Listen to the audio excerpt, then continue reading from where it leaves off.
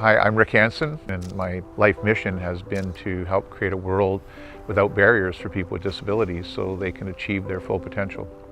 You know, my earliest memories as a kid was always being surrounded by family on an adventure in the outdoors. It's been the basic core of who I am, is to be able to express myself in the outdoors. And one day I was coming back from a grand fishing trip. I decided to hitchhike home, and so me and a friend got in the back of a pickup truck. And that truck went around the corner and rolled over, broke my back, damaged my spinal cord, and a few hours later I was told I'd never walk again. I had no idea what life would be like, and I thought in many ways my life was over because I thought there's no way I could continue to do the things I loved. But slowly and surely I came to realize that, you know, I could adapt and accept the support of my family and friends and get back out into the outdoors and continue to fish, and made me realize that I didn't need to be cured in order to be whole as a human being, and pursued excellence to the best of my ability, represented my country at multiple Paralympic Games and at the Olympics in '84 in Los Angeles, and traveled the world. And it actually in many ways helped me realize that attitudes and barriers were fundamental to a person being able to move from feeling that they were confined and dependent to open, free, and interdependent, and wheel around the world to show the potential of people with disabilities if barriers were removed. So you have to ask yourself, in this era, why is it that people are still struggling to get their head and their arms around the issue of disability? The first thing we can do is to realize that disability isn't just a person in a wheelchair, and then it starts with being able to identify barriers.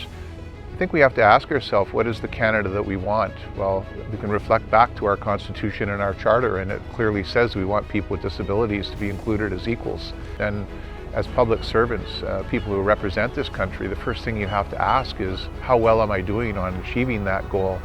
And I would say that we're making progress. For all these years, I feel like I've been very privileged because I've always had a way to overcome the barriers that prevented me from being able to get out into the outdoors. But it always came with a cost. It was always an immense struggle to just kind of get there.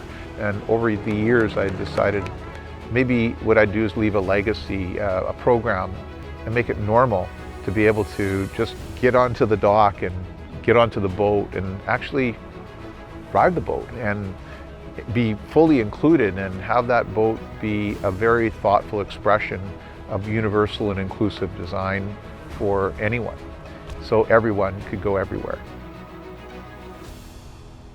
When you have a disability, it can be overwhelming, and all I would suggest is that it's okay to feel nervous, afraid, or uncertain, or even negative about something, because that's where your point of reference is. But my question is, can you ask the other question, which is it true?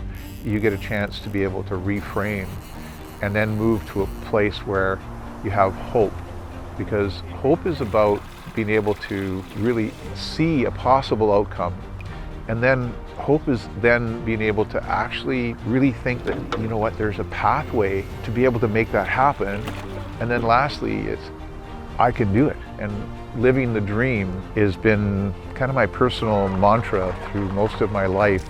And here we are with this incredible accessible outdoor program where people from all across the country and eventually around the world will be able to say, wow, and if we can do it here, we can do it anywhere, so everyone can go everywhere.